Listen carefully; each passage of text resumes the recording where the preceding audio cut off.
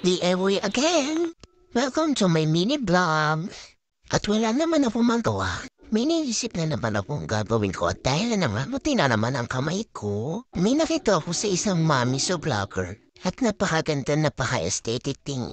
At parang bang mahalagayan siya.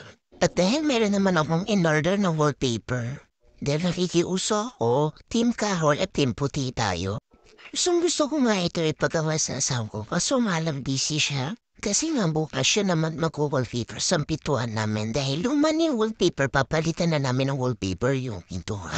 At mamaya uuwi ang asawa ko. Tutulad na naman siya, meron na naman siya makikitang DIY ko. At hindi na naman siya mapakaniwala na ako ang gulong.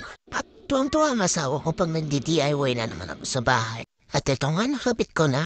Ilalagay ko na nga dito mga lagayon ko na kasi na supal, coffee. At ang mailagay ko nga, love naman ako dito sa DIY ko. Napakaganda, super ganda. Uy mga mare, DIY ko lang yan.